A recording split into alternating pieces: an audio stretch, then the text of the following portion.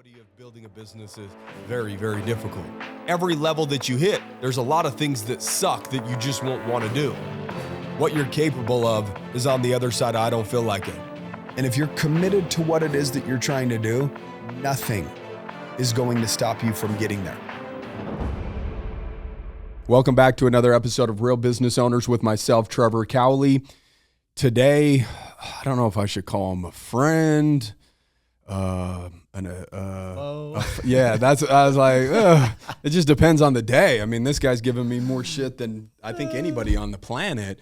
I actually was scrolling back through looking for old running photos when I first started running. Okay. And I ran across videos of us at Fitness Culture blocking each other. You know, it's so funny. Here's Brody coming. I'm leaving. He's getting here. I saw your truck pulling up or just sitting up front. And I should just it's block been years, him in. But I just wanted to park so close to it that so I can't get it. Yeah. And then, obviously I don't have your footage of me getting in the passenger side. Oh, and, yeah. I got all the that. good stuff. So, yeah, I actually had a bunch of people reach out after we stopped kind of giving each other grief. They're like, what's up with you and Brody? Like, you guys, I enjoyed the shit that you guys would give each other at the gym. And I was like, he moved to Hawaii. He couldn't take it. He couldn't take it. So he packed his bags and flew to an island that I can't get to. Still beating you awake. I gotta, maybe. No, it's opposite. You got a 3-hour jump on me. So, gotcha. So we're probably getting up at the same time now. Yeah, sure. You're getting up at what? I guess. So if I'm up at 4, that'd be 1. Yeah. You're up at 1? Yeah, every day. Yeah, every day. Yeah. We're here to talk about the hustle and the grind. If you're not up at 1 a.m. like Brody, you just won't be successful. That's pretty much what every podcast says now. Yeah, seriously. Yeah. So let's talk about one thing that I wanted to bring up on the podcast is your best real estate deal ever. What was your best real estate deal ever? I think it's still to come. But up until this point, my best one ever. Most money in the shortest amount of time. Oh, most money. Oh, okay. Most money in the shortest amount of time. Easy, dude. Which one? Which project was that? The you know what I'm doing. Dude. Yeah, 1,000%. Yeah, I think. I hook homie up with a 1-acre premier lot with a view. Great. Yeah. Well, I've told somebody else about it like a week or two ago or whatever. And I was like, yeah, my buddy, or no, it was just a couple of days ago. Cause I saw you, was it last week? Something like that when you dropped the paperwork off at the office or whatever. And, I was telling homegirl that I dropped it shy at the town. Oh yeah. When I dropped it off to her, I was like, how do you know Brody, blah, blah, all this stuff. And I was just like, I was Brody's best real estate deal. He does real estate, but he made the most money in real estate off of a deal that I put a pretty bow on and handed it to him. So funny. At least, I mean, you didn't have to say that when I asked. We knew each other for a while before that, but if that's how we're defining how we met. That's why I said I don't know if he's a friend or a foe. Oh, got you. So it's like, hey, win-win, dude. That's what business is about, right? It's a win-win. You came out great on that, which is awesome. I wasn't great. I made $125,000, and you 25% return. You over doubled what I made on it. Yeah. It's like 260 or 270 or 80 or something like that. Yeah. I couldn't believe it. Yeah. It was, I told her, I said, and he had to rub it in by then saying, he didn't have to add this part in when I talked to him. I think that was my best real estate deal ever. I didn't think you needed to add that. Well, dude, so here's crazy. So backstory just on that piece of it and how it all came together. Cause this is wild. Cause I listened to the podcast before I ever met you, which was crazy. And then I listened to the podcast before I even knew it was in St. George. You lived in St. George or anything like that. Right. And we met at one of those like $100 dinner events or whatever, where we're tipping a couple grand to a server. Yeah. Yes. And I was attracted cause I was scrolling through podcasts and I was attracted to the name, right? I was like, I'm a real business owner. I'm real. Let's check it out. Yeah. And, but cause you talked about kind of your lot and your plan for a while, right? With all this stuff and pilot's license and have this spot on the hill. And I had no idea. I just heard you talk about it. I'm like, that sounds like a sick spot. Yeah. And, that was like years before we even talked about it. Yeah. And then you kind of found this other spot where you're at now and a little bit more property, a little bit more in the country and leaning that way. And I'm like, well, do with your lot? What's your plan there? You know, and yeah. you had to hold it for 3 years, right? Was the agreement with the developer? Because they weren't on the market yet. Yeah. When I bought it, she made me sign a thing that says either I build on it or I have to hold it for a minimum of 3 years before I sell it. Yeah. So I held it for 3 years to make my 125. You held it yours for 6 months to make to make what was crazy is 270. What was crazy is so you had like 1 year left or something like that, right, on the agreement before you could legally sell probably it. like 8 months or something like that. Yeah, when we came to terms of what the price was. Yeah, so we went under contract, but we knew we couldn't close until that date. Yeah, and it's crazy. So like same thing, similar. What happened to you happened to me, right? Yeah. Where it's like, we're stoked. We got plans. Like this is going to be a dream house. Like that lot does that, I guess, to people. Oh, it's unreal. Well, we both bought that lot, future. And then we both changed directions completely. Dude, it's crazy. But I remember calling you before I like even was going to sell it, and I was like, dude, here's the situation. I didn't want the last thing I wanted was Trevor thinking that I was just trying to like do a because I thought I was going to lose money on it, you know. But I just didn't want it to be like, if he feels like he, you know, want to keep it in the family, so to speak, and then I sell it a year later. Yeah. But from when I actually closed on it, right? Because we had to wait. From when I sold, it was only a couple of months, and it was insane how it all just worked out. And best real estate. Didn't even list that. I told one person I might sell it. I'm responsible for the best real estate. I don't know if I feel good about that or if I feel bad about it.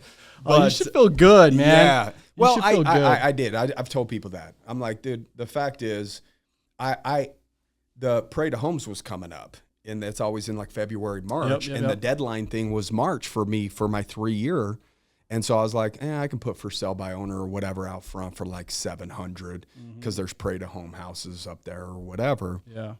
And I said, I'm sure I can get it. Then you know, we chatted or whatever, and I'm like, I don't need to be greedy about it. I'm like, it's a friend, and I do want, you know, I mean, you're still building your business and your empire, still doing all that stuff. And so I'm like, if I'm making a little chunk on it and I'm doing okay, and I last thing I want to do is do a deal with a buddy and like try to go market value when personally I don't need the money to go market value. It's like, do I want a return? Sure, I want a return on my money, but so I was like, for me, I felt like I was like, okay, he's walking into building his dream house with at least $100,000 in equity is what I was thinking. Obviously, it was way more than that. At the time, who knew? Yeah, at the time, nobody knew. That was a crazy time in the market too, where it's so like it was a pivotal. COVID, like, is it going to continue to skyrocket? It's probably the best time, the best year to like have that happen. Bought, and then 6 months later, 12 months later, people were making grundles and grundles of money. Well, and it's one of a kind. That's the thing too. When you have something like that in real estate and anything, there's 7 or 9 lots up there, and there was only 11. A few left. Yeah, 11? There was 11, but they were all pretty much bought out. Yeah, and like the higher up you get, it's just even now. Like I saw it because there's a lot of houses up there now, right? And I'm like, oh, it's such a rad spot, like so one beautiful. Of a kind, like one of the best lots in St. George. Oh, period. Without a doubt. And so when you have something like that, it might be harder to sell if it's a certain swing, but when it does sell, like you're going to get people that are willing to pay. Well, that's what I told my wife. I said, it's one of 11 lots that there's no lots like this that exist in St. George. And I said, even if we don't build on it, we could probably hold this thing for 5 years and sell it for $1 million because the view. Or hold it for a year and sell it for $1 million. Or hold it for 4 months and make, $260,000-$270,000 on it, But you go back and look at the numbers. It was something like that. It was like $870 or something like that is what you sold it for. I know. It was right around $300,000 in like a 3-month period. Yeah, that's a good return. It's not too bad, dude. But full circle, Brody decides, hey, I'm going to go take my family out to Hawaii for 6 months. Hey, I'm going to buy this lot from you. We're going to go out for 6 months. We're going to live the Hawaii lifestyle, and then we're going to come back and we're going to build our house on it, and then he went out to Hawaii and fell in love with the island and called me a few months later and said, we're not coming back, bro. Like, are you going to kill me if I just sell it? And I said, no, you're good, man. I feel like I kept a little bit of equity in there where you can still make some money on it and do okay. I mean, I didn't think it was going to be the best real estate deal ever, but I thought and to me that made me feel good that that I made a little bit of money on it, and I did a deal with somebody that also had the ability to benefit from it, because I would have hated to see you lose money on something like that was from me. I just that doesn't feel right. And obviously I appreciate you even being open to selling it to me in the first place. That's why I wanted to talk it through with you. But I was ready to have you over for barbecue. It was like gonna be the spot, that was the. I think we even talked about that. I said, bro, you at least better invite me over so I can see the look at the view from this backyard when it's complete. At least invite me over so I can kind of taste it just for a second. But I mean, what this makes me think of is a couple different things. One is you never know where life's going to take you. And when life takes you to that spot, are you really going to listen? Like you went to Hawaii and you felt something there. Mm-hmm. You could have easily came home and just honored the original plan. Yeah. I could have easily honored the original plan and built that multi-million-dollar house overlooking the city and feeling like the boss hog of St. George, but it just didn't feel right. And I just don't think enough people really honor their feelings or listening to their intuition. They're not really that tapped in because they're so distracted, and with everything going on in the world. It's hard to listen to yourself when there's so much noise, but it's also you giving your awareness and your attention to that noise. So it still falls on your shoulders to make that correction, right? The world is only going to get noisier.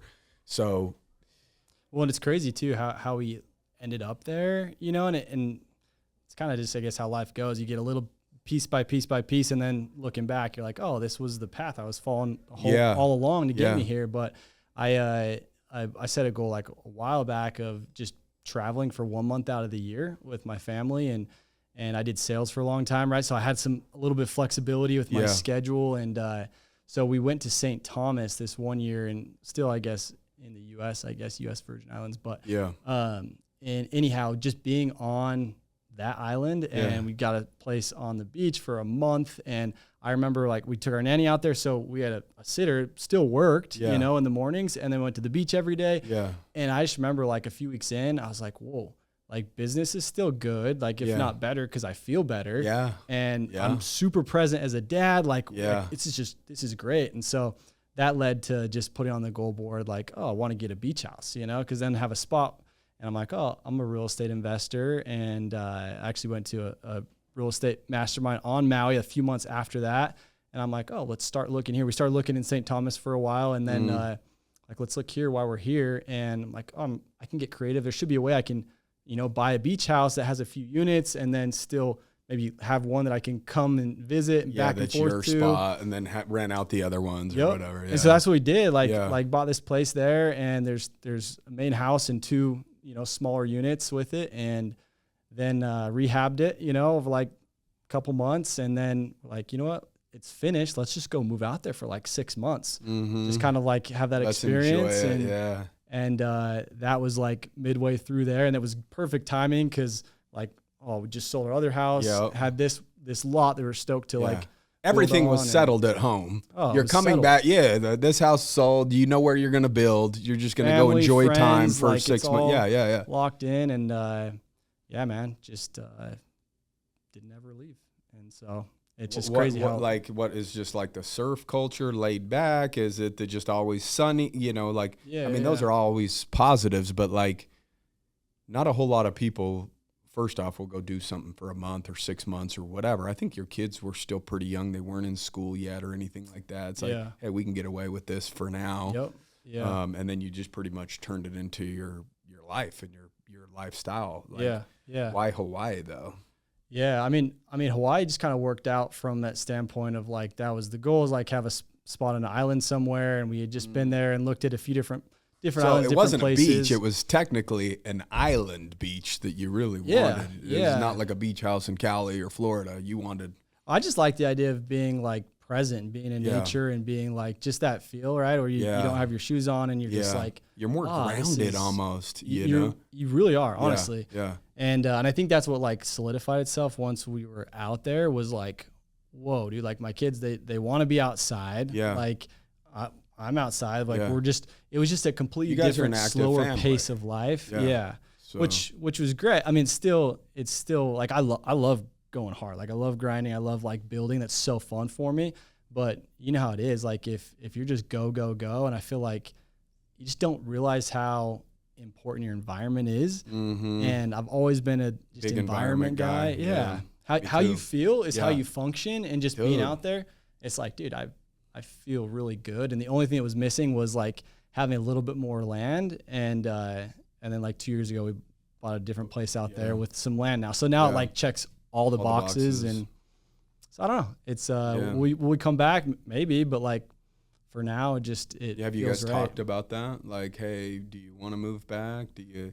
And it's just kind of like not yet. Just not in a hurry, you know. Like we have a house here still, and but we thought it would be, you know, oh cool, we'll be back and forth if we want. But you're hunkering down more than you thought, huh? Yeah, kids love it out there, and they're like anxious to get back, and you realize too. I mean, just how like sunlight and how it affects you. It does, man. It plays. Yeah, plays a you big fly role. back to the States in the wintertime, and you're like, ugh, I haven't had to pull out my jackets in a hot minute. Well, dude, you'll resonate with this, but I ran cross country a little bit in high school. I played football, but like I just loved to run, so I'd go in the mornings and I'd run some meets when I could. But I remember seeing this shirt at one of the meets, and it said, "Our sport is your sport's punishment." And I guess it was like taking pride in like running, right? Yeah. And in a different kind of spin, like relates, kind of doesn't relate, but the whole like I live. Your vacation spot is my home type thing. Yeah. And if you can go and create that, like why wouldn't you? People, you know, they save up and spend years and years planning, and they go to Hawaii for 5 days, and it's like the best time of their life, and all their kids talk about it. And like find somebody who doesn't like Hawaii. You know, you went this last year, like your kids. No, you weren't expecting to like it. You liked it. I liked Kauai. Kauai was beautiful, and I've been to the other. You know, my family, you know, loves Hawaii and loves to travel, and obviously every time you go there, I think everybody's guilty of being on vacation somewhere and hitting up Zillow, you know, and be like, okay, I could get used to this. How much does this go for? Yeah. And then sometimes it's sticker shock. Like we were in Aspen, Colorado, like last year or something like that. We decided to take a weekend and go and drive to Aspen because it's only 6, 7, 8 hours or something from here, and we're staying in this condo, you know. And I'm like, man, this is a vibe down in here in Aspen, you know, Dumb and Dumber. You know, I could get the tassels going, you know, whatever. It's part of the style down there, so they weren't messing around in Dumb and Dumber with the designs and the gloves and the hats and all that stuff. It's definitely unique there, but it's super, super cool. And my wife looks up the condo that we were in, and it's just like a 3-bedroom, 2-bath, something super basic. She's like, how much do you think this is? And I was like, it's probably pretty expensive. It's probably a couple million, you know, or something like that. She's like, well, it's $5.2 million for like 1,000 square feet or 1,200 square feet or something like that. And I'm like, what? That's just absolutely insane. But sometimes you get sticker shock when you're on vacation and you see, because usually you're not going to go vacation in a shithole town. Right. You know, you're always going to nicer spots. But I think everybody's guilty of doing that. And I hate traveling with a passion. Yeah. Like I absolutely hate it because I'm such a routine person that I would rather get up and run and be back at my house and kind of go honor my routine than travel. Like in Hawaii, when I was in Kauai, it's like I got up at my normal time, and it was like I got out by like 5:30 or 6 or something like that. But by the time it was like 7:30, traffic, and the roads are about as wide as my shoulders, bro. You know what I mean? And it's like all of the overgrown stuff is like, there is no like edge to the road. It's literally the trees are right up against it. It's like you're driving through a wall. And so it's like, I'm almost getting hit by cars. So I have to start getting up at like 3 or 4 in the morning to try to beat the rush. Yeah.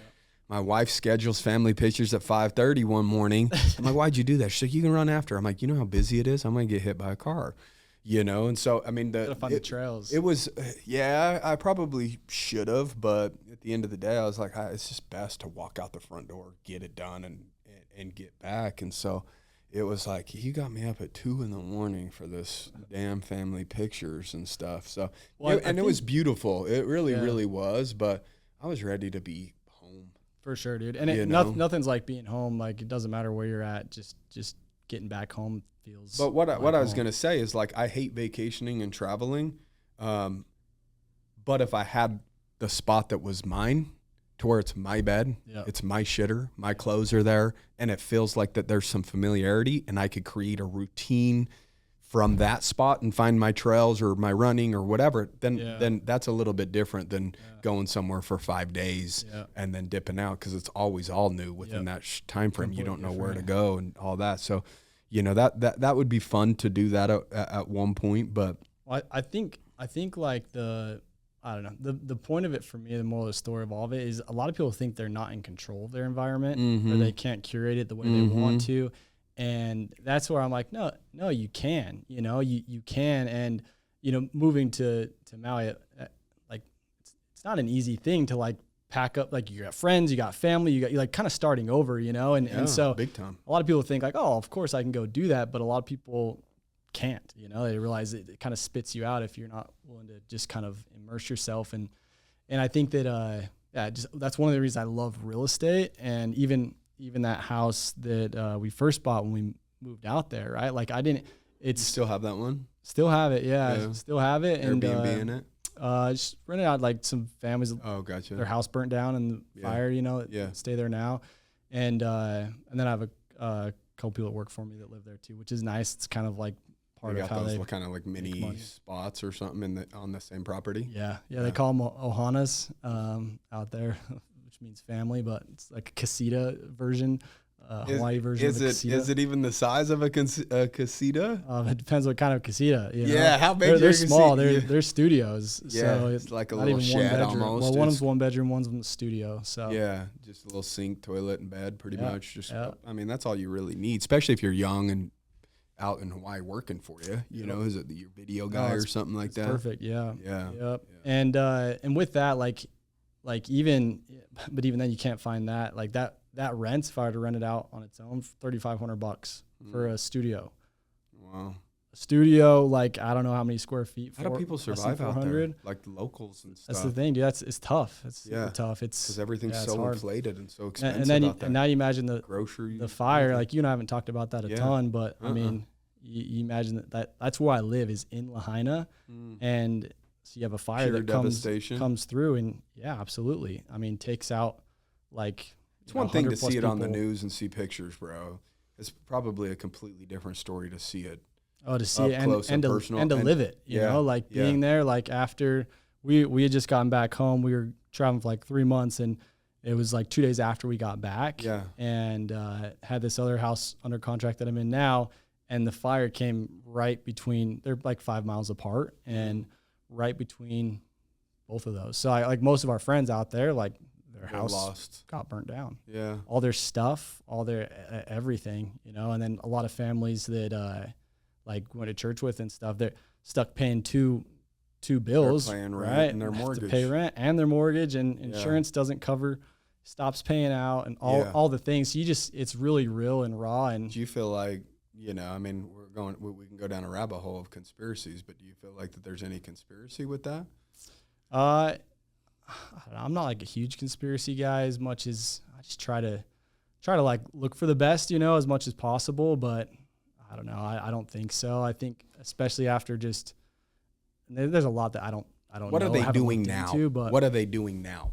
Because that's the question. Because the conspiracy side of it, and I am a big conspiracy guy, not saying that they're 100% accurate, because there could be a million different things that happen that none of us even know about. But it seems like that there's these natural disasters that happen, and then next thing you know, they want to put smart cities in. Yeah. Same with California, and all that happened, the Maui, and I think that there was like a flood or somewhere else, and they're like, yeah. And so some people are saying, oh well, that's so that they can buy land super cheap and change, or whatever. And I don't know if any of that has merit or has truth, but I don't know, man. I don't know. I don't know. I mean, I will say from because from my understanding, they're like, what were they out of like water or anything like that? I think in California, the whole reserve was drained right before the fires. Yeah. So the fire department didn't have water. So it's like, well, what happened here is there's actually a fire that started up on the hill, and they put it out. And then there was another fire on the other side of the island that started up. And so they had sent a lot of the fire trucks and everything over there. And that hot spot came back up. And the way that it works sometimes with like the canyons and the mountains is the wind will pick up and come through a certain direction. Yeah. And with where the fire was at and how windy it was, it was so windy, man. Ripping. So windy. And so there's not much you can do when it takes off like that and just burns. And my wife was that night, she was at some of our friends or the day. Cause the thing is there's no communication. Like you probably knew more of what was going on than I did, cause we had no service and they closed the road. So you couldn't get to the other side of the island. Right. So we're literally stuck in here, service, not knowing what's going on. Some of our friends came over to our house that night cause their house caught on fire, and as they're leaving, and my wife was there as she's leaving, and she like power lines are down and over where we were at, I'm like, oh, it was windy. I didn't think of anything. And then at night, just going to bed out the window, just see the glow of the fire and just making sure it's not getting too close. Scary, and then you realize how much damage it did the next day and how many people were in need, you know? Well, it looks like that you were in good with the big guy above. If both your properties are fine, you did something right. I mean, you definitely have like survivor's guilt a little bit, you know, where you're like watching everybody else struggle and hurt, and it's like, I got 2 properties that are fine. Yeah, it's tough. So it's come a long ways, but it's still got a long ways to go. Yeah. So after Brody had his best real estate deal ever, he ended up hitting me up about a new project, the project out in Virgin. It's like I guess you wouldn't really call it a tiny home. Yeah, like glamping, luxury glamping domes, resort, or whatever. And so we've been doing that. We're trying to do that for a year and a half or 2 years or whatever it is. I don't know. Too long. Yeah, and it seems like that there's always issues. There's always in a regular business and in real estate. It's like you look at people doing the whole real estate, I don't think people understand really like the behind the scenes stuff and the, city council meetings and the approvals and, hey, I've got to appeal this, or they approve this and now they're trying to say they're going to deny it. Like, and so the project has just kind of been delayed through the town, the town that I live in. Yeah. And the reason why I say town is because it's a town. It's not a city. Yeah. You have to have, I think, at least 1,000 residences to be considered a city. And we have like 800 or 900 people in the town. And so we don't have to necessarily follow a city ordinance because it's not a city yet. But that also makes things a little disorganized, not necessarily stream, because it's a small town. Yeah. So to try to do stuff in these small towns can sometimes be difficult. Is that pretty normal? Like that there's always an issue or 2 or 3 that you've got to work through when you're doing these deals? Has the Virgin project been worse than most of the other deals? Is it about 6s? Because I'm sure with all of the stuff that you've done, every city is a little bit different. Some are smooth, some are, I'm just wondering, because I've only seen the back end of this deal that I'm doing with you, because outside of that, I don't see that. All the legwork that goes into, oh, cool, you got a it's almost like, hey, I have a world record. And they're like, hey, that's cool. You have no idea what I had to go through to get it. No idea. Yeah. But you're just saying that looks cool. And at surface level, you can see, oh, this resort, like the Bryan had. Tiny home thing. It's like, oh man, we were supposed to have that up and running, but then the snow came in and now we've got to delay that for another 6 months. And so it just seems like that there's just always problems, and it doesn't matter whether that's, real estate, whether that's running a business, whether it's dealing with like if you're in the arena to make more money than the average person, you're going to deal with a lot more problems than the average person. That's just par for the course. Right. And I think a lot of people in business, when they're dealing with problems and issues, it's like, man, what am I doing wrong? Like, how does everybody else have it figured out? How does Brody have these tiny homes and this and that? And like, it's on the surface, it looks easy, but I've got a firsthand look of kind of behind the scenes as somebody that's invested into this project with him. And it's a lot of shit, man. It's a lot of stuff, you know? And so is that normal for projects? Maybe on some of them, maybe not on some. Like, tell me a little bit about the behind the scenes stuff on some of your other stuff. Yeah.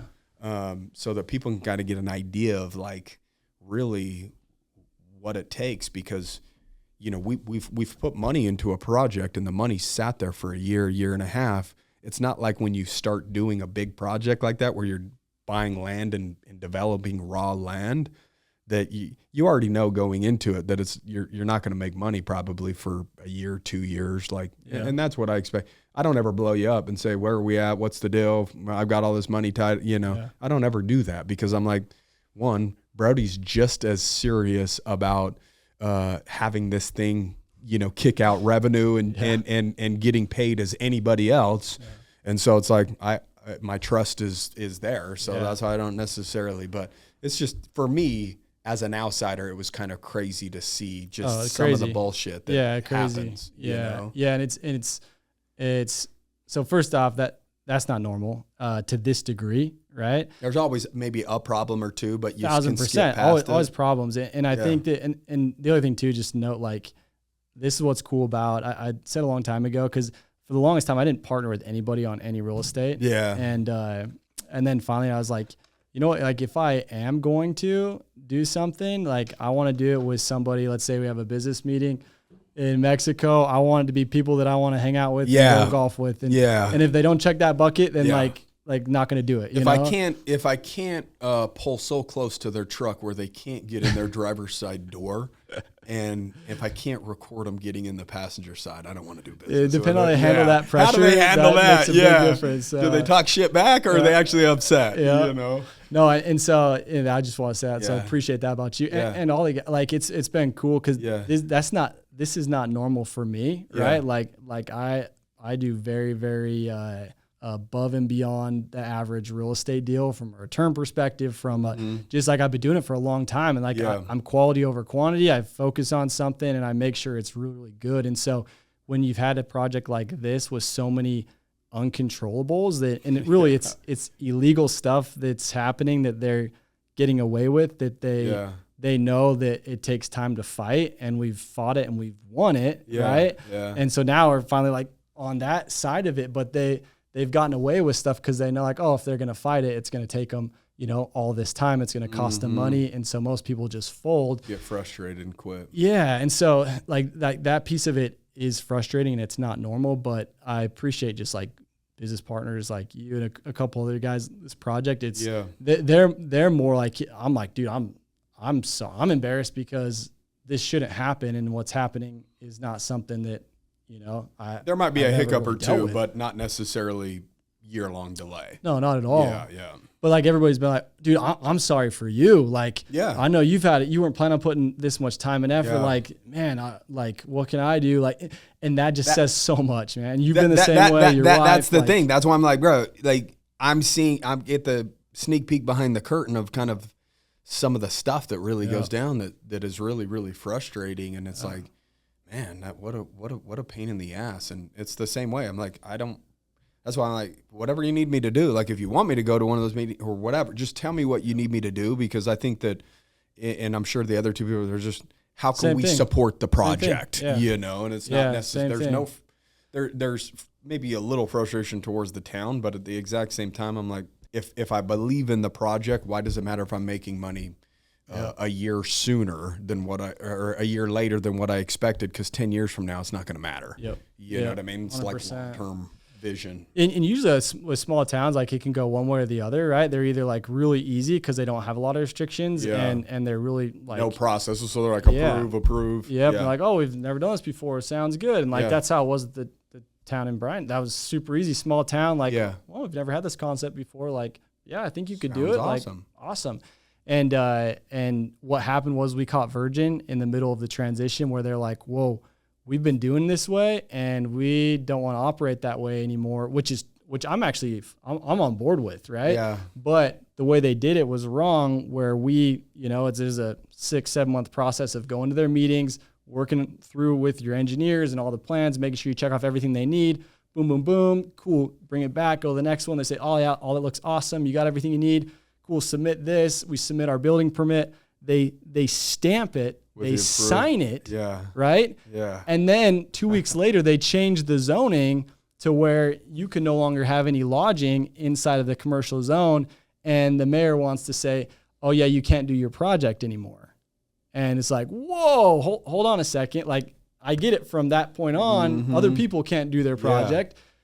You signed it. We have signatures and stamps, and we paid our money, and we were vested. And it's like, no, that's not what vesting means. And you, what do you mean that's not what vesting means? If you get our attorney involved, and then 9 months later, they come back and say, oh, you're right. That's actually is what it means. And so it's just like little things like that where you're just, it sucks, man. It is what it is. And I think that a good rule of thumb is always that stuff's going to cost more, take more time than you plan. Yeah. I mean, you got to prepare for that, Yeah. I'm a big believer of that. It's like, be careful about the expectations that you set, even if they're saying, hey, this is the timeline, or this is the expense, or it's like, you can't take everything at like face value, especially in real estate when there are, uncontrollables with councils and this and, changes or whatever it may be. But it's the same. I feel bad.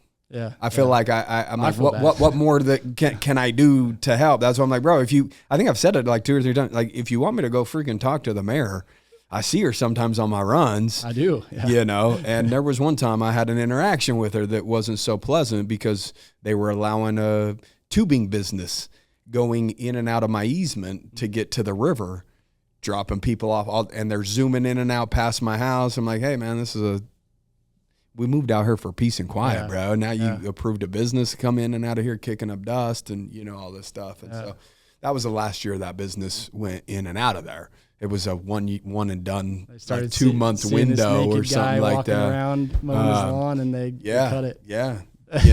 No, I would stand out in front of my house, mad dog the people driving the buses that would pick up, and all this stuff. And so, but yeah, man, anything I can do to help to support that, it'll be a rad project, and I mean where it's at now, everything's approved, right? Like we could go get our break ground tomorrow. Yeah. But they came back and said, oh, you can do it, but we have these conditions, and one of them is you can only have 55 people on the property or something we have an event center that's one of the spots, 70 or right? 80 or something. It's like you can't just pick and choose how many people and why, and so it's just like So I think we're down to our last battle, which is the amount of people on the property and the size of the pool that they'll let us put in. I think those are the last 2 issues that we need to overcome. Well, that's what's funny about the pool. I was like, well, you realize like it's already been approved and engineered, and the Water Conservancy District already signed off on it, and like, okay, well, I guess then we'll change it to this square footage instead of this size. Yeah. It's, all right. If I need to toilet paper her house or something, just let me know. Dude, you're in town. We can go do it together. Early morning run, toilet paper, towns, get the half marathon in and serve 2 purposes.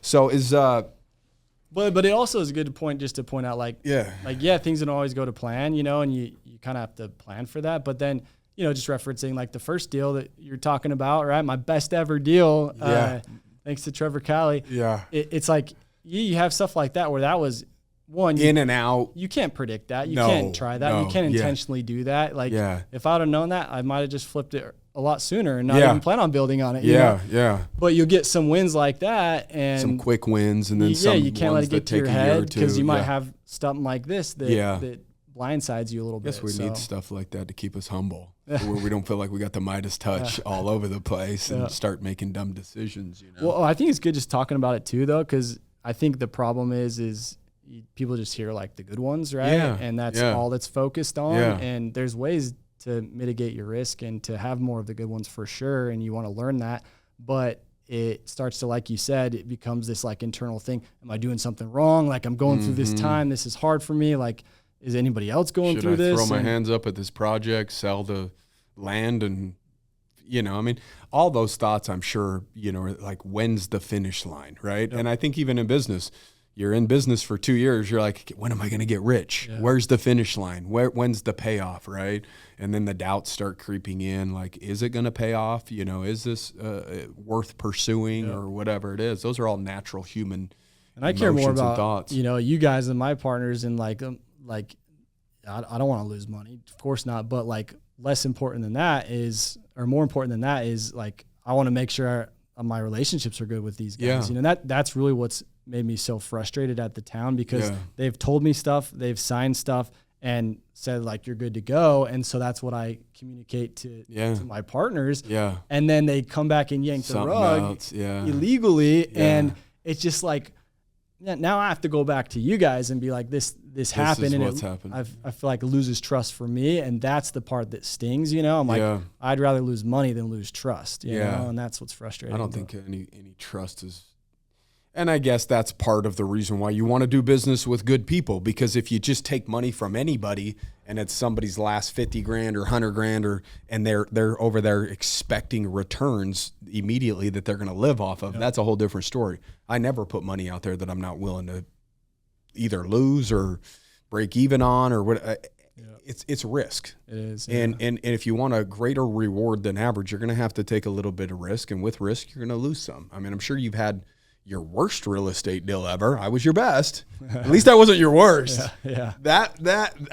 I would rather be labeled as your best, where you made the most money, than Trevor screwed me and I lost 100 grand on a deal or something like that, But and that's the thing too. I would never feel like even on the lot deal, right? Like if I sold it for a loss, I would never even think twice about you or anything like that. Like I understand it's part of the game, and that's my intention wasn't to buy it and make all this money. My intention was to buy it and have this one of a kind thing.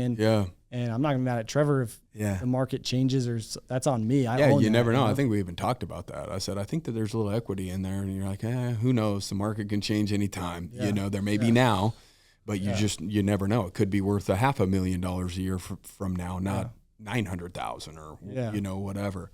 So let me ask you this, because it seems like you're kind of shifting directions just a little bit. And this is just my perspective from the outside. I'm not saying that this is the case, but like you talked about having the properties in Hawaii that are kind of like, okay, how can I find a unique property that has a residence and maybe a couple spots in the back that I can Airbnb and multi-purpose with one single property, right? And you've done good about that. I think that you've been kind of doing that the whole time, looking at it, trying to get creative and figure out how to turn maybe one lot or one property into 2 income streams or 3 income streams, and, maximize it as much as you can. But it seems like the last few projects, and again, I don't know every project, every real estate deal that you're doing, but you did do the kind of the tiny home resort in Bryan Head, and now you're doing the glamping resort in Virgin.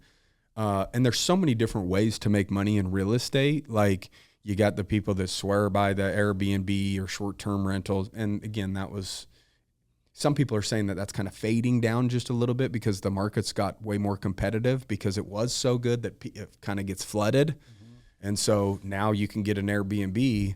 I know somebody here that bought one for $1.2 million out by Sand Hollow that sleeps 26, and they're having a tough time renting it out. But you would think like, it's hard to find something that sleeps a whole family, but now you're limiting it to a niche of just family reunions, pretty much. Like, because me and my 3 kids and wife aren't going to rent Airbnb that sleeps 26, right. But I was sitting there thinking, I'm like, that's $1.2 million just in one property that's kind of very niche, that's breaking even, it's struggling to get going, when that same 1.2 million could have been invested in something else that had multiple, smaller places to stay. Like we're talking about the glamping resort, where you could maximize the amount of money that you're making off of that 1.2 rather than one opportunity. Like for this project will probably be $4 to $5 million, but we're going to have 22 opportunities to make money every single night with each one of those, rather than just having one and having that one opportunity. And so it's like, you got the wholesalers out there that are, pounding the phones and doing the sales teams and trying to get people as low as they can to buy their home and flip it. And then you've got the short-term rentals, then you've got the long-term rentals, You've got the little tiny resorts or glamping stuff. Like there's just different ways to slice and dice it. Yeah. Are you more focused on actual projects, like for instance, the one that we're doing, that you're kind of building from the ground up to where you can have 20 opportunities to generate revenue over a single property and just having 2 or 3? Like what's the direct, because it feels like the last few big projects that you've done have been just that. It's projects, not, hey, this is a good deal on a house, we might be able to do something. Is that the direction that you're headed? And if so, why? Kind of explain your thought process with maybe where you started out, where you're headed right now, and some of those thoughts that you have behind it. Yeah, that's great. Great question. Yeah. Just because, I probably have a little bit of a unique answer to it. Because yes, definitely it's shifted that way, right? And I have a couple of smaller apartment complexes. 24 unit is one of them, and another one, they have like 6 bedrooms each, and there's 8 units, but it's rented by the room. But those are brand new construction, right? That are going up. Another 12-plex. I heard that's starting to be a little bit of a market right there, just straight room rentals. That's how I got started. 3 or 4 single family houses. Yeah.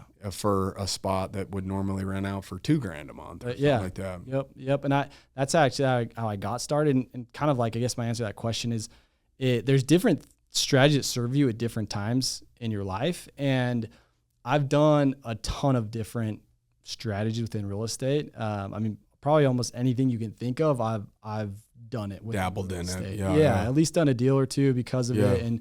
And so for a while I was like, man, what is like my niche? Like, what is that? Cause I'll do this, and I've done this over the years, and it's shifted and transferred. And like, I always get really, really high cash on cash returns, and so that's important to me. Yeah.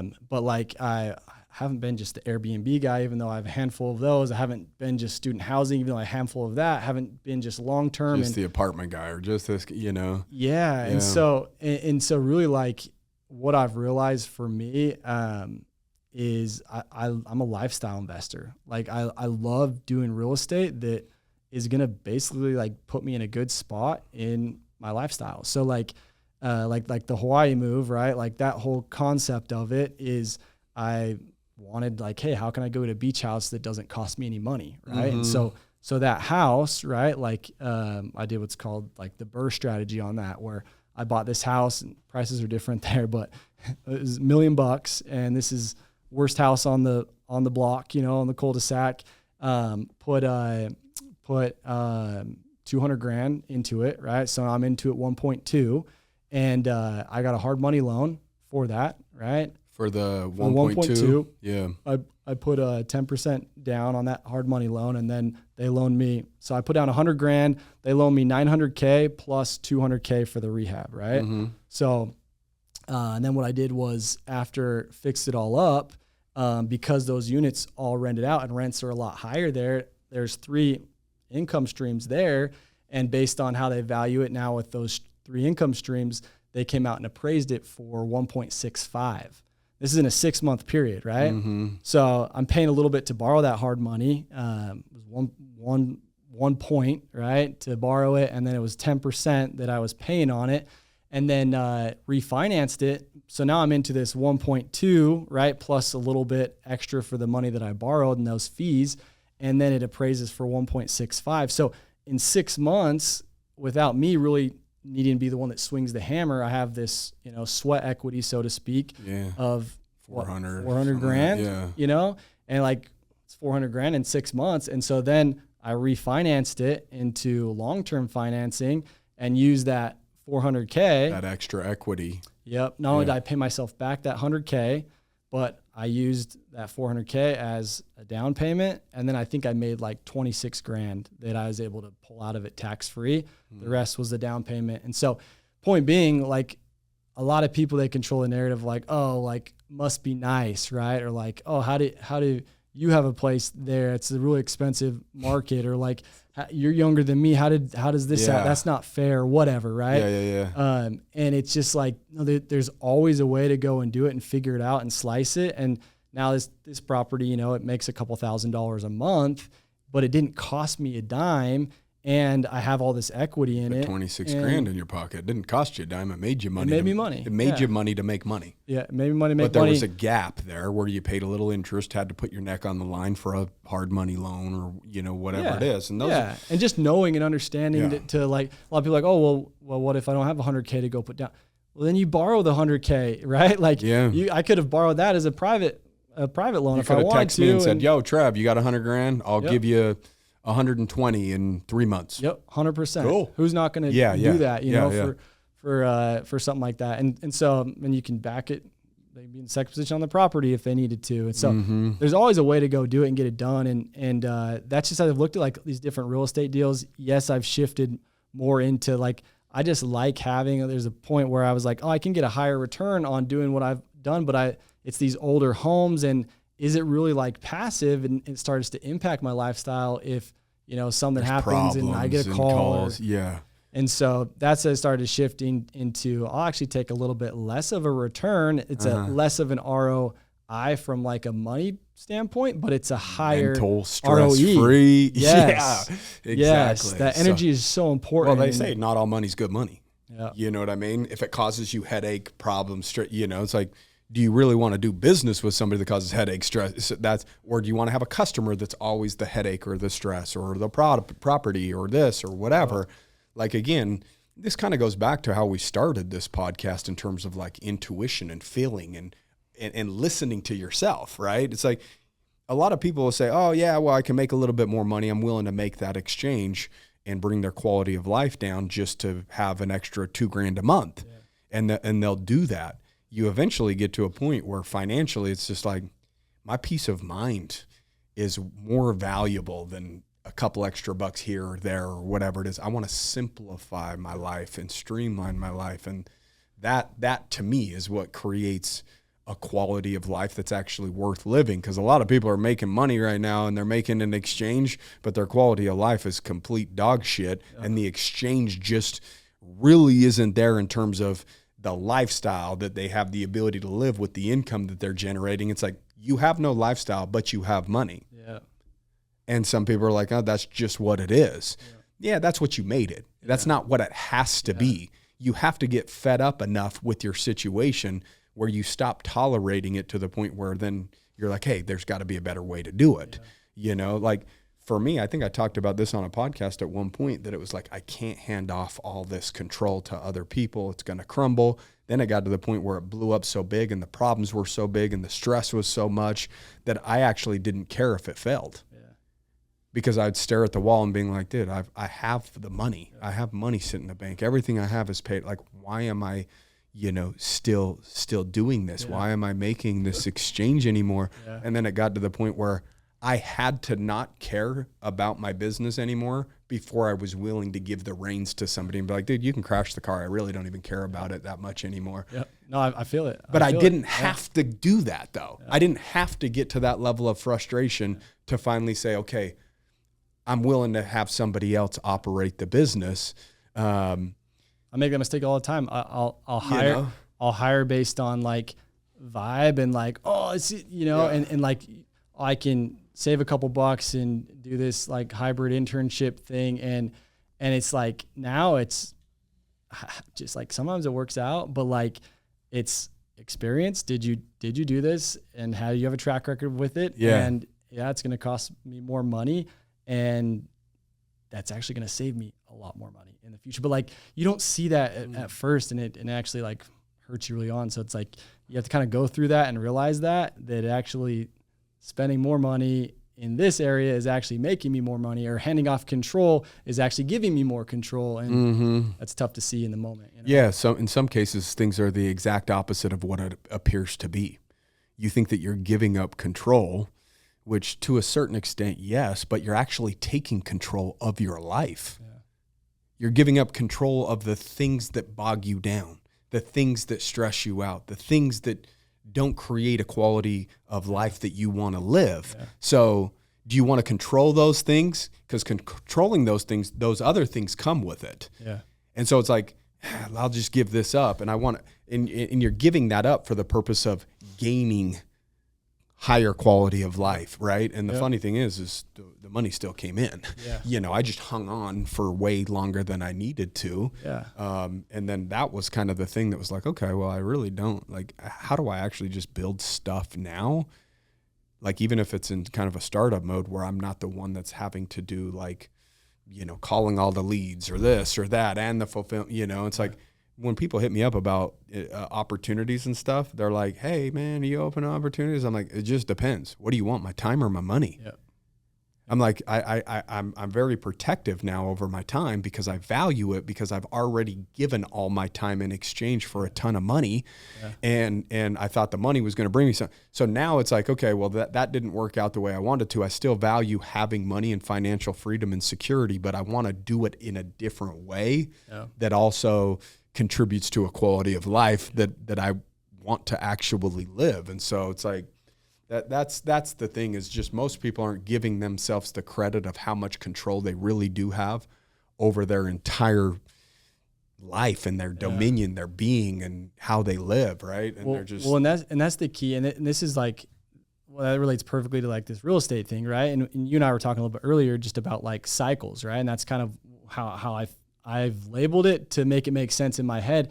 And it's not to say that when you were doing that and trading all your time and hustling on the calls that like, oh, I was doing it the wrong way, because at the time that was the best use of your time. That was what was needed. And without a doubt, that got me to that point. But you didn't have that skill set before. I didn't have it. Your time wasn't worth that much. And that's the same thing with like the real estate. Like those are the deals, the house hacking, the like doing all the things that like getting scrappy, that like, it was worth my time, because my time wasn't worth as much then. Mm-hmm. And so it was worth it to like go fix something and use my hands to do it instead of take those somebody calls else's and from the renters and, go see if the AC really needs to. Dude, that's why I sold my rental property. Yeah. But at the exact same time, what people need to understand is the amount of equity that you have in your property is very important to evaluate. Because people would say, oh, dude, you're actually making pretty good money on your rental property, making a couple grand a month. My mortgage $1,300. I'm renting it out for $3,300 a month. On paper, it looks pretty good. Dude, you're making 24 grand a year. But you're not asking how much equity I have in that house. Yeah, your ROE isn't very good. What happens if I had $1 million in equity? Is 24 grand a year on $1 million pretty good? Not really. It's 2.4% annually. So then I started looking at it, and I'm like, okay, I'm getting calls about, hey, can you put a soft water something in the house? And I'm like, no, I'm not showering there. You're showering there. If you want a soft water, like, you can install it for the couple grand or whatever it is. And it's like, they're asking all these, the roof has a leak. And I'm like, it never had a damn leak when I lived in the damn thing. Like, how is all this, how is the house falling apart the first year that I rented, but I lived in it for 11 years and it was just fine, And then I start running calculations. I'm like, dude, I have money sitting in the bank that's earning me 4% interest just on a high yield savings account. So when I still want to have dry powder and I don't got to patch the roof. So I'm like, so I look at it and I'm like, okay, I have a $500,000 in equity on that at 4%. That's 20 grand a year. Yeah. I'm making 24 grand a year renting it out. But then I also have the bills that come with fixing things like the roof for $1,200. Just little knick-knack stuff. Yeah. I'm probably... Or the energy that it takes away too. The energy as well. But yes, I see 24 grand, but then you pay a property manager, they're 8%. Then you got your little fixes. I'm like, I'm probably netting like 17, something like that. I would make more money if I sold that and put it at 4%. What I mean? And so it's like, you have to evaluate all those things. You do. And I call it like puzzle pieces, right? Yeah. A lot of people look at one puzzle piece and they'll think they see the whole picture. Yeah. It's like, no, you need to have all the pieces to actually know. And I'll ask people all the time, like, hey, I bought this property for this and I'm making this much money in cash flow. Is it a good deal? And they're like, oh yeah, that's a good deal. Yeah. And it's like, wait, what I didn't tell you is I bought it for this much money, but it's only worth, 10% of that. Now, is it a good deal? And they're like, oh no, it's not a good deal. Right. So it changes things when you have a little bit more information. And like, to your point of your example, your house, like you had $1 million of equity sitting in that house. It was $500,000. Or $500,000. So $500,000 sitting in that house. that changes things, right? Now, let's say you didn't owe anything, or not that you didn't owe anything on it. Let's say that you didn't have any equity. I owed 160. I think I sold it for like 650 or something like that. Okay. So you're sitting on 500K equity sitting there, but let's say there was no equity in it, and let's say you didn't have to pay any money to get the property. Now all of a sudden it changes. Like, you don't worry about like the leaky roof. You're stoked you're making 17K at the end of the month. The leaking roof. It is. Not me. And you're still making money. And it didn't cost you money to do it. Yeah. So the point is, like, I talk about how you find something, how you fund it, and how you force it, right? And like the way you find it can make or break the deal. The way you fund it, right? If you're paying all cash for it versus if you're using smart leverage, or if you're doing, a lot of these strategies out there, you can end up with the same property as somebody else that, might have put a bunch of money down, and you're getting the same return because you financed it the right way. Yeah. And forcing, it's just getting creative, all the strategies, which there's so many of them. And so it makes a difference where you're at. And so in most cases, when you buy properties, are you looking for dog shit that has potential? Is that, because that's what you're going to get in terms of the best price, right? Something maybe a little rundown that you got to put a little elbow grease or a little money in. Yeah. Because I believe that you did that at I think you said about the Hawaii property. Yeah. You put a couple $100,000 in, then there was equity. Is that part of maybe a hack that, hey, find a piece of shit, put 50 or 100 grand into it. It'll probably inflate your equity by an additional 100 or 150. Then you refi, pay yourself for where you're making money on the deal, and then put a renter in it and have it just at least pay for itself, maybe cash flow $500, $1,000 a month. But you also got you got paid 150 grand. Yeah. It's almost like a project saying, hey, Brody, here's this house, fix it up. I'll pay you 150 grand to do it. Yeah. And you don't pay taxes on it. And you don't got to pay taxes on it, like stuff like that. So like, is that kept your, what I mean? Many, dude. So here's what's crazy. I think we have, 300 something episodes on our podcast, right? And a lot of it is just interviewing people and how they've done creative deals. Yeah. And all of it's transcribed. We have some cool AI tools we've been working with. But I was like, I wonder if I can get 100 different, creative ways to do what you're saying. Do a real estate deal. Spits out 100. I'm like, I wonder if I could get 1,000 different ways and examples. Spits out 1,000 of them. So, and if anyone wants that, I can send it to them. But point being, there's so many little things, right? Like adding a bedroom, early on, I'd buy houses with a split level, I'd separate them and have a little kitchenette I'd add, or I'd keep them and I'd add another bedroom because there's a second living room, and it cost me, $1,000 to add that bedroom, but I rent it out for $450 a month. I get all my money back in that month, right? So that's just a small example. And now, I would say the biggest thing, what I'm looking for is hidden. A lot of the stuff I'm buying is stuff that might even be on the market. I would say half the things I'm buying now, it's been listed for a couple months. It's just having the knowledge and being able to look through a different lens, and you see potential that other people can't see or they didn't know to look for. You don't see it for what it is. You see it for what it can be. You look for potential rather than the surface level. Man, that looks like shit. It's like, well, we put some lipstick on this thing, and it actually could be pretty good if we add this and do this. And so sometimes it's that. Sometimes it might be like a nicer house, looks like it's overpriced, but then you don't realize is it's sitting in this zoned area that you already know that the cities wants to turn that into multifamily, and so the future zoning of it is multifamily, but right now it's residential. And then you go to the town, and they're like, oh yeah, we can switch that over. We want it to be multifamily anyways. And all you did was switch the zoning on it, and now you can put a full apartment complex in the back, right? It just changes everything. So what was maybe a little bit overpriced, all of a sudden you realize you can get a way better deal, or you can subdivide it, and now you have, a second lot over here, or so many strategies that makes it fun. It's exciting stuff, Well, it just seems cool that it forces you to think. Yeah. it forces you to be creative, right? And I think it's important for everybody to think and be creative. I think that's what makes the world gray to people, is when they don't really have to think. They don't really have to be creative. Their brain's on autopilot. They wake up at this time, get their coffee, go to work, come home, watch this, go to bed, kind of do the same. There's no creativeness happening there, and we're creative beings, right? Whether you create art, whether you create music, whether you create opportunities in real estate, whether you create a business, it doesn't matter. We are creators. If we were made from the Creator in His image and likeness, by default, we are creators, meaning that's a derivative of being creative.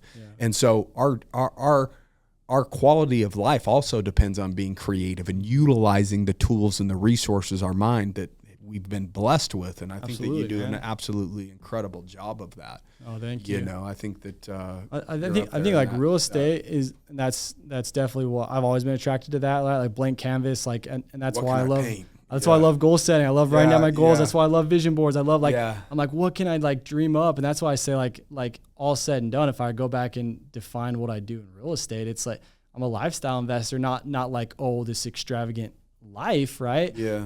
But from a standpoint of, I'm doing it like I wanted a cabin, so I bought a tiny home resort. You know, I wanted a place that I could take my family, you know, it's over by the beach and do these things. And so that's what led me to here. And so there's, point being is like not building a business and then fitting your life in around it, but like designing your life. And then your business fits in the life that you design. And a lot of people that they don't give themselves permission to do that. They don't think that they're allowed to do that, you know? And I think that, I don't know if we were talking about earlier or if it was off camera, but like you get to this certain point in life where you almost have to go through, you know, these stages of pain. And then you realize like, wait, like what got me here is great. I'm grateful for it, but like, it's not going to get me where I want to go. And that's where it comes to like real estate strategy pivot, you know, like this thing was like taking more of my time than it's, even though I'm getting a good return on it, it's costing more time. So like maybe I can pivot a little bit. And I feel like that's where you get people to either stay stagnant in life. And this is business, this is career, this is just personal growth, development in general, spirituality, like all of it. A lot of people, it's the end of their cycle and they stay there because it's comfortable, because it's good. And I just remember going through that with door-to-door sales. You know, I did that for 8 years, and I feel like I had it made. You did good enough to where the majority of people would say, "Why would you leave?" Oh, it's exactly what everybody said in the company. It was like to me, everything makes sense. You're doing well. Why wouldn't you just keep doing that? Yeah. And I said the same thing to myself too. Like, why would I would justify it? Like what I have is, I was like, I have it so good. Like I've built this thing up. Like it's on cruise control now. Like it's passive. What was the most money you made in a year on the door-to-door side of things? 200,000, 300,000, $500,000. Yeah. 300, 350 was kind of like where I was pretty good for what? What were you? 22, 23, 4, 5, something like that. And I did that for a handful of years, you know? And I knew, I looked at like, I'm like, okay, I know what it takes to get to that next level. And like, you know, Tony Robbins talks about it. I remember going to like Business Mastery, and he's like, you need like 3 things, you know, like believe it's there, believe it's worth it, and believe like you're the one that can do it. And I'm like, okay, I knew that next level, and I'm like, I believe it's there. It exists. You know, I know what it looks like to. People are making money in real estate or whatever. Like that is true. That is a fact. Well, and this was, I was looking at it in my current career with like door to door, and I was like, oh, if I want to go get to that next level of management, right? I know what that looks like. You know, it's real, it's raw. Like I know it's there, and I know I can do it. Like I believe myself. That position exists. Yeah. But at the end of the day, I looked at like the lifestyle that was, and I looked at the pay that was, and everything that came with it, and I'm like, it's not worth it. And so like as soon as I couldn't say yes to all those things, and it was actually my wife that really helped me, where she was like, I'm like, hey, like I'm only working a couple, because eventually got to a point where like I didn't need to go out and knock, and I had teams, and we were growing, and it was great. Rides and there's a lot of people that were doing way better than me, but it was like, it was working, you know? And so I'm like, yeah, like I can just kind of like keep doing this. But she's like, even though like you only spend a couple hours, like what it does to your energy, like you get off the phone, and a lot of it was happening is like, hey, how many hours did you work this week? Or like people started to see like that I wasn't putting as much time into it, right? Even though we were growing, and that started to, they say like, oh yeah, build it all up and then you'll be good and you can just do your own rest thing. Easy and your teams will be making money and you'll get. It doesn't work like that. Like which lets you get it. If you're running a business, you want people to produce and you want them to more. And so that will just like, would eat at me, and that would affect like, how I take that to my family.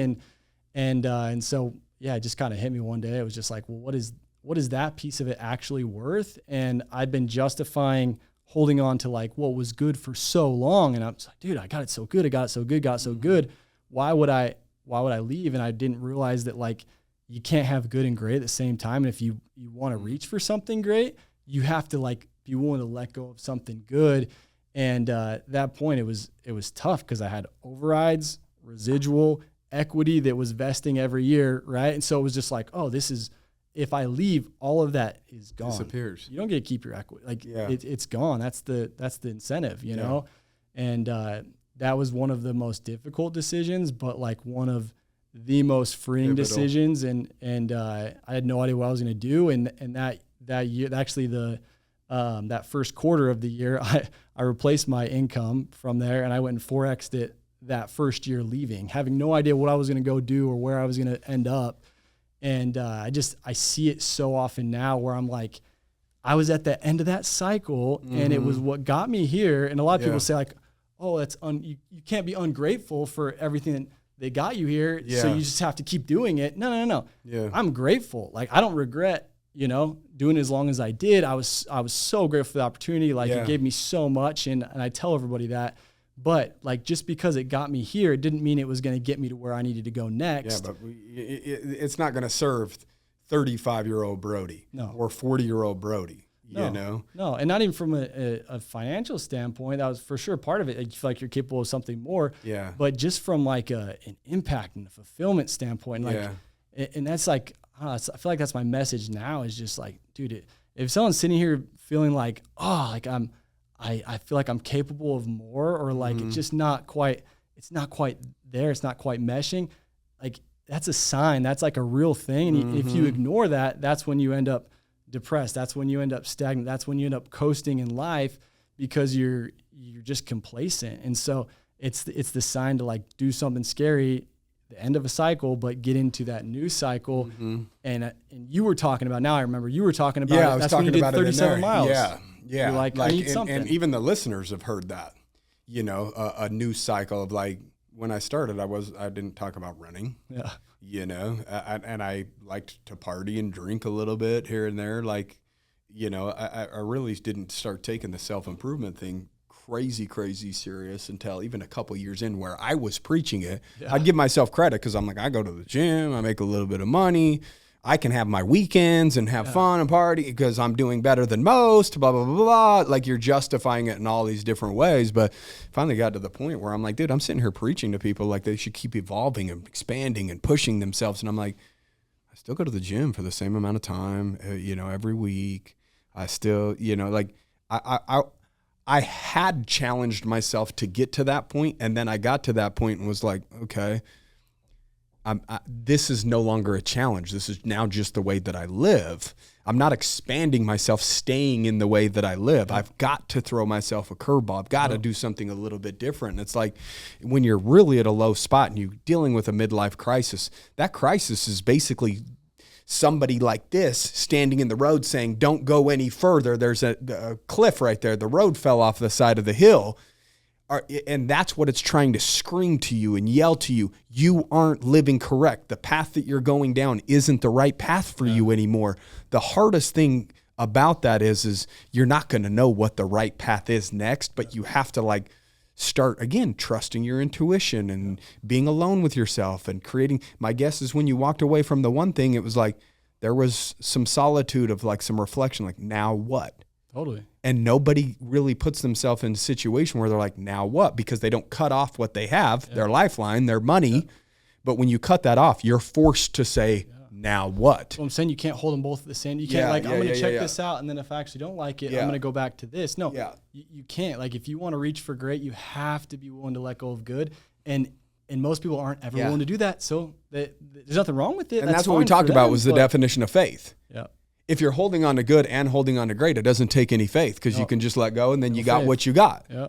It's like you're not deserving of good until you let go while you're doing this in the dark trying to find where great is, you know. Faith is hope, right? It's not like if you had the sure knowledge, then you wouldn't need faith, and everyone would do it because it would be easy because you would know. Yeah. And so, I mean, man, walking into the unknown is probably the most transformative thing anybody has the ability to do. You're going to learn a lot about yourself. You're going to have some wins and some losses and, you know, all of that. But it's just pure growth. When you put yourself in something that's unfamiliar to the version of you that you are today, you only have the ability to know more about yourself after you do that, right? Like your strengths, your weaknesses, and it can build confidence too because you landed on your feet the next year. You made more, you know, all of these things, and you're like, holy cow.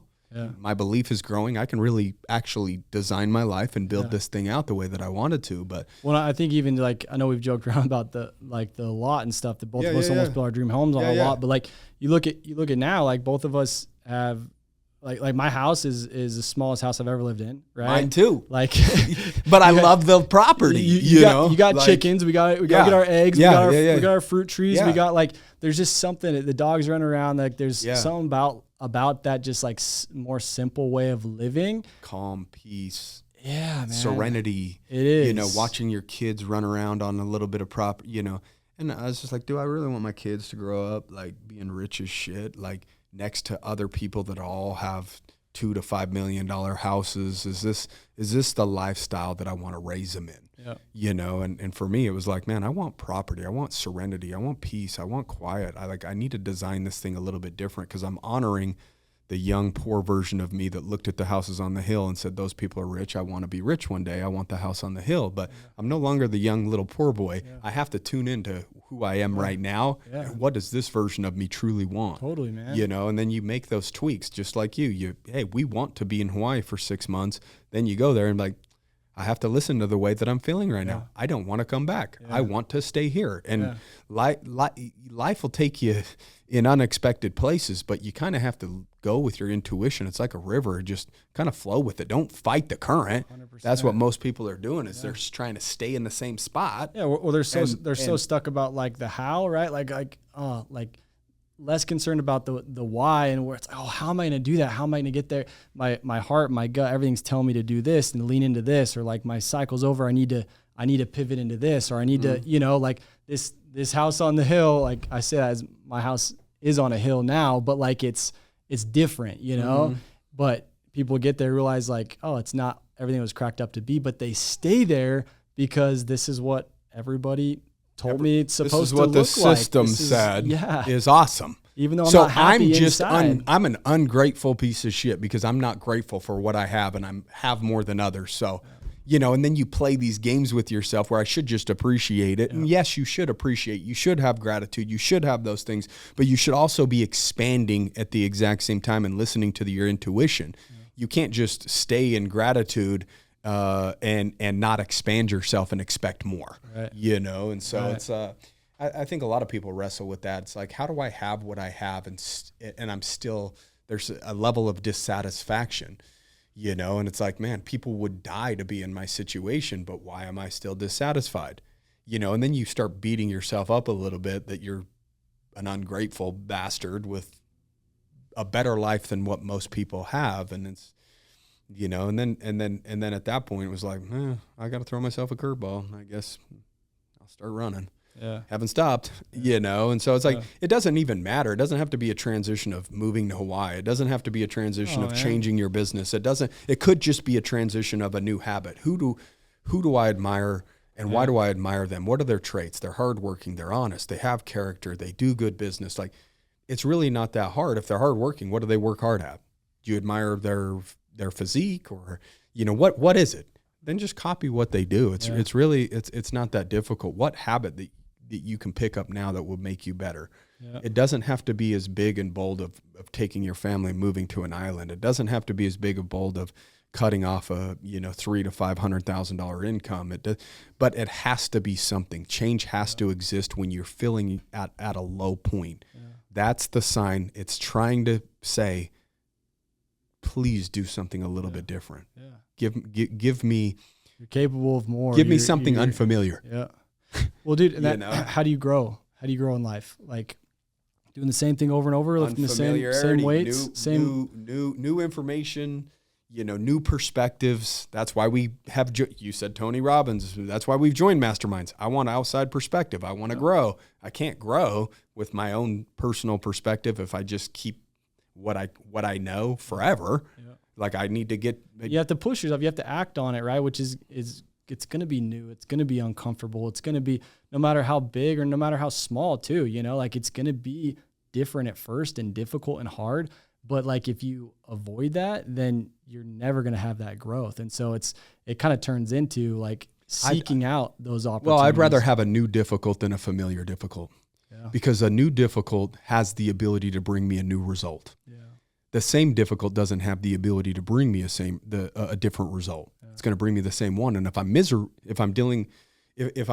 with the result that I'm experiencing, why would I want to continue to do that? At least the unfamiliar has the ability to bring me something that's unfamiliar. Yeah, you do what's hard, life's easy. If you do what's easy, life is hard. It's all the old cliche shit. Let's be real. We've all been around masterminds. We have our own masterminds. You still got your mastermind as well for the real estate investing school? Yeah. Is that what it's called? Is that Dream Big Fast? Dream Big Fast is what it is. More business aligned and is it actually? Oh, really? More lifestyle, dads being better, and everyone owns their own business and invest in real estate at least a little bit, but mostly just want to level up. What does that look like? Weekly calls, meetups every so often. Or what? It's pretty like intimate. Like first year I did it, capped it at 12. I think I hopped on one of those calls. Yeah, you did. Yeah, you crushed it. You hopped on one of mine too. Yeah. That's why I let it slip how much money that you got me on that deal. Well, dude, you said it in front of my whole group, bro. Like, dude, I think you were my best real estate deal ever. I'm like, come on, bro. You didn't got to do in front of my people. I thought I was hyping you up.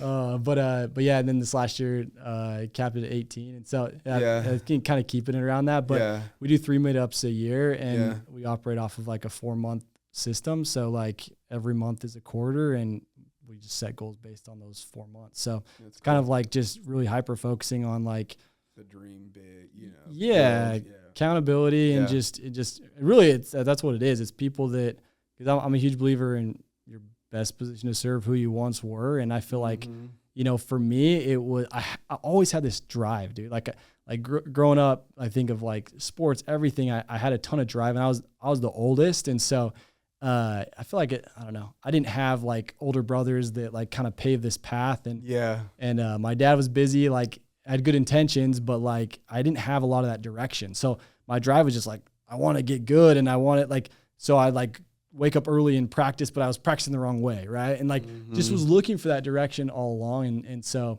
I just feel like you get in these cycles or different spots in life, and it's what tends to be like, I almost celebrate helping people with these like career shift into something bigger and better for them. And bigger's not always more, right? I think we always think of like, oh, it's got to be this grandiose thing, but it means like full. And that's kind of what I've come to realize. A full life, financially, mentally, physically, relationship, all of those things. And I think that's what everybody's trying to figure out, right? Yeah. And so it's like, if other people have done it, sometimes we're just so caught up in our own mess, we can't see, the forest through the trees, so to speak, but somebody's flying above us. And like, dude, that idiot, if he just went 20 feet to the right, it opens up completely. So dude, just turn right. You keep walking straight, but what you're like, looking for is right here. Small problems. Like, let me just show you what the potential is, and don't even sweat that.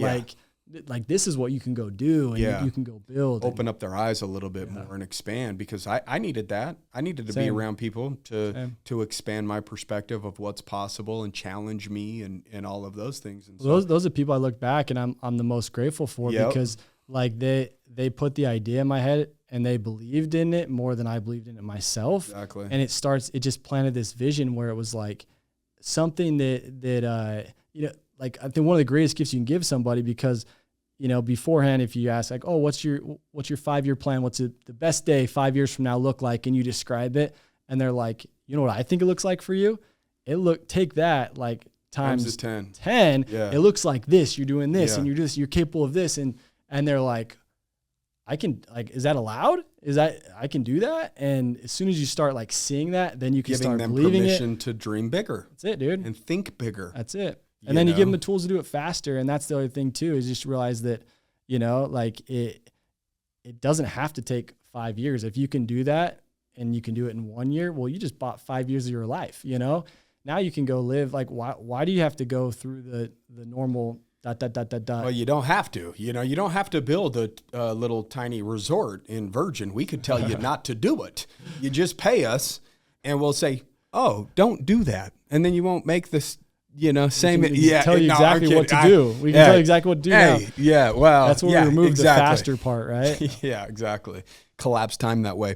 How do people connect with you these days? Just you. So I think I see you sometimes do like no social media for like a month or a week or 2 weeks or something like that. Kind of.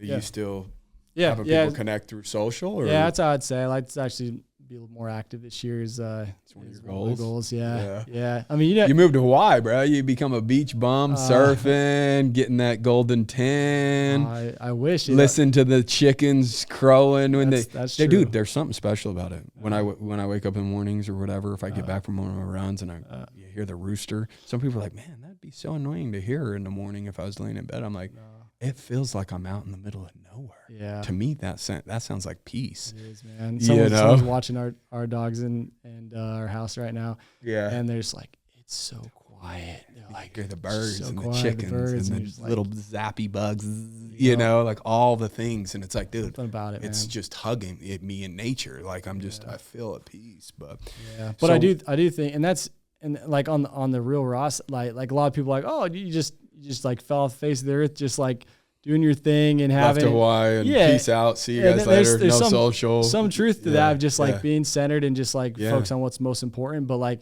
also I've been grinding, like business is busy, stuff's busy. And like, sometimes it is what it is. Like social media, it's just been like the last thing that it's on my list felt like doing, even though it's one of the most important things for me. And that's why I've connected with the most amount of people. That's why we're sitting here right now, bro. It is, man. It's crazy. But that's why it's on my list for this year. But just like on the real raw side of it, it was like, sometimes something's got to give. And that was just one of those things that like needed to give. I've been thinking about it lately, of just completely walking away from social. I'm like, I don't necessarily need it financially or this, that, the other. Like for me, I feel called to help other people believe in themselves. And it's like, dude, if little old me can actually be halfway successful and do what I've done, I'm like, I don't think you guys understand what you really have the ability to do, because I was the dumb out of my graduating class of whatever, like 365 kids or something. I was like ranked like 362. I was like almost last place. The other two kids probably never even went to school, or 2-3 kids. And so I was like, it's like, do I just disappear and enjoy the fruits of my labor, still go run and challenge myself and expand myself and get rid of the distraction that is social media? But then I have this other thought. It's like, social media is full of a bunch of wolves. Yeah. I mean, let's be real. Like, you're a good dude. You have a program master. I do too. But that space has become a sewage pot of bullshit. Well, that's what part of me is like, I'm in the success space and I hate it. Yeah. Yep. Same, bro. Same. And so I'm like, am I contributing to the problem? I'm like, dude, but my intentions are good, and all this stuff. And I'm like, do I really need it? Bucket is that person. But at the same time, like, am I just put here on earth to be successful financially and then not give back? And how do I give back if I don't necessarily have the ability to have an audience? Yeah. So it's like these weird thoughts. No, I think, and it's actually my wife that's been pushing me a little bit more. Whereas, like, because she sees it, in that's what fires me up, right? Like, success involves helping other people succeed, but like, there's something different about like becoming fulfilled. And I feel like same as you, like that's where I light up the most, is when I know that like I can, like masterminds right now, what gives me the most energy, because a lot of these guys that have, 100 employees, or they have a lot of, some of them not all of them have companies that big, but like they have influence, right? And so it's so fun to like feel like you made a little bit of a difference, and then they take that and they go spread that, and like there's something about it just like fires me up. Well, when you get a text, up, be like, dude, you changed my life, or this or that, you know, like stuff like that. It's like, you don't understand the impact. Like I started doing this, and then people close to me, they started doing, you know, and it's like, you don't even know them, but you had an impact on them through me, you know, and some of that stuff. And it's like, selfishly, I want to feel like that my life matters and that the world is a better place because I exist. How do you do that? By being of service to others. Being of service to others costs money. You know, like I've got payroll and things like the support staff to be able to do it. You know, I don't really even make money off of the mastermind, you know, and it's just kind of a labor of love type thing, you know? And so it's like, I don't know, man. I think we all go through the ping pong match mentally of like, I absolutely hate social media, but over here on this side, what about the positives? Well, what about the way it makes you feel if you doom scroll? Well, what about those texts that you got? Or, you know, so it's just. When I look at like, like Mastermind was a good example, because I was like, how did you guys like meet me? How did I meet each of you? You know, and like 90% of them, 95% of them was social media, you know? And I'm like, dang. So like the good outweighs the bad in that regard, right? And it's like, that's why I go back to I was saying about like I had all this drive, but I was just missing direction, you know. And I was trying to find it, and you might think you have it, but that's where I feel like, you know, like can't help everybody, but the people that are where I was at, like I can give them direction. Thank God social media existed, because when I was ready for it, there was information out there that I was gravitating towards and absorbing, and that made me want to be different and want to be better. That's where it started. But I look at social media. Social media is a gun. Is a gun good or bad? I guess it just depends on the hands of the individual that the gun's in. Is social media good or bad? It depends on the hands that it's in. What's your intention? Are you utilizing it for bad? Are you going down rabbit holes of pornography? Are you doom scrolling? Are you that's creating mental health? Or are you utilizing it to impact other people? Are you utilizing it to have a bigger reach to grow your business? There's pros and cons to everything. Right. You know, the fork don't make people fat. Right. You know, the gun doesn't kill people. People kill people, you know? And so it's like social media is a weapon.